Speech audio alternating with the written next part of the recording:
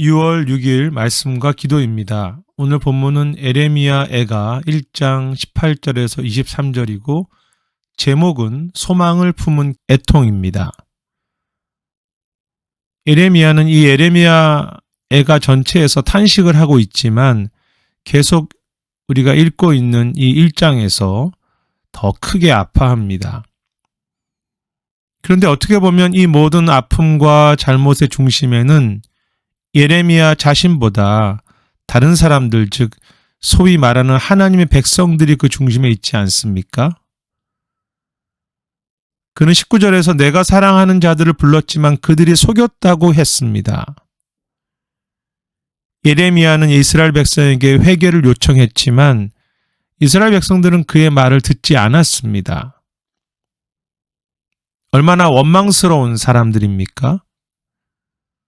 그럼에도 예레미야는 그러한 못된 이스라엘을 향해서 18절에 보면 나의 처녀들, 나의 청년들이라고 그렇게 말하며 이 선지자는 그들을 내 사랑하는 자들, 나의 제사장들, 나의 장로들이라고 그렇게 19절에서 부릅니다. 그리고 이 모든 잘못이 마치 에레미야 자신의 잘못인 것처럼 18절에 자신의 거역이라고 말하고 20절에는 자신의 반역이며 22절에서는 자신의 모든 죄악이라고 그렇게 말하지요. 예레미야는 그 문제가 있는 백성들을 향해서 나의 사랑하는 사람들이라고 그렇게 말하는 것을 멈추지 않았고 그들의 죄악이 그들의 문제가 아니라 자신의 죄악이라는 것을 생각하면서 아파한 것입니다. 예레미야는 어떻게 그렇게 말할 수 있고 그렇게 아파할 수 있었을까요? 예레미야가 선한 사람이기 때문입니까? 물론 예레미야가 그렇게 할 수 있었던 것은 예레미야 스스로의 힘이 아니라 혼자서 품은 마음이 아니라 하나님이 그에게 주신 마음일 것입니다.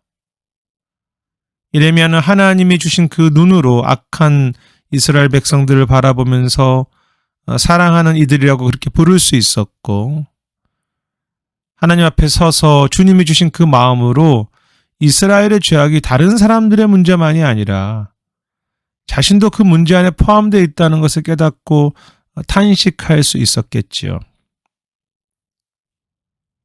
하지만 이렇게 끝까지 사랑을 포기하지 않고 이스라엘의 죄악을 자신의 죄라고 애통할 수 있었던 더 중요한 이유는 사실 에레미야 애가라는 책 자체가 단지 과거에 대한 후회라든지 오늘 예루살렘이 무너진 것에 대한 그 오늘의 고통에 대한 아픔만이 애가의 가장 중요한 이야기가 아니기 때문입니다. 만일 예루살렘 성전이 무너지고 하나님의 백성들이 다 포로로 잡혀간 것이 결론이고 끝이라면 예레미야가 이렇게까지 애통할 필요가 없었을 것입니다. 조금 냉정한 이야기지만 이미 망한 이스라엘을 보면서 예레미야 자신도 이제는 그 문제와 슬픔 앞에 속된 표현으로 손을 털고 자신의 살 길을 찾아가면 될 뿐이지요. 하지만 예레미야가 이렇게까지 그 문제가 있는 백성들을 나의 사랑하는 자들, 나의 청년이라고 부른 이유는 결국 하나님께서 다시 이스라엘을 회복시킬 것을 소망했기 때문이죠. 예레미야는 그 사실을 확신했습니다. 그리고 에레미야 애가 자체가 그런 하나님의 소망을 품고 있습니다.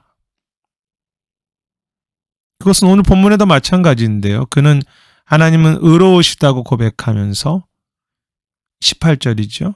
20절에서는 여호와여 보시옵소서라고 그렇게 기도합니다.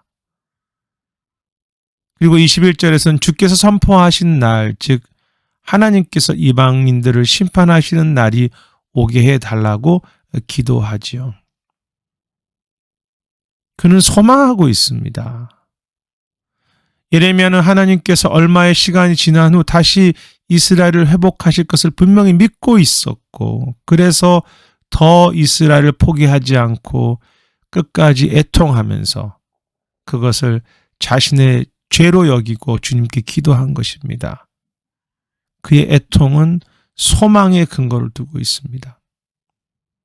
하나님께서 그 백성들을 끝까지 사랑하신다는 것을 그는 소망했기 때문에 그 백성들을 포기하지 않고 자신도 내 사랑이라고 그렇게 축복할 수 있었던 것이지요. 하나님께서 그 약속을 이루셔서 결국 이스라엘을 회복하실 것을 소망하기 때문에, 그 소망을 품기 때문에 포기하지 않고 다시 기도하고 더 아파할 수 있는 애통. 그것이 에레미야 애가의 애통입니다. 그러므로 진정한 소망을 품을 때 끝까지 애통할 수 있습니다.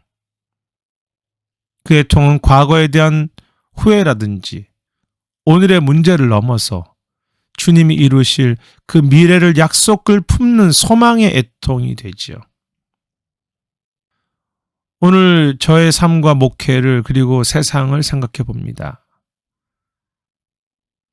비록 오늘의 모습이 이스라엘의 성전이 무너진 것처럼 오늘 나에게 문제가 있고 내가 사역하는 현장이라든지 이 땅에 죄악과 아픔이 여전히 있지만 하나님의 선하심은 결코 멈추지 않고 있다는 그 사실과 하나님께서 회복을 이루신다는 그 약속은 너무나 분명하지 않습니까?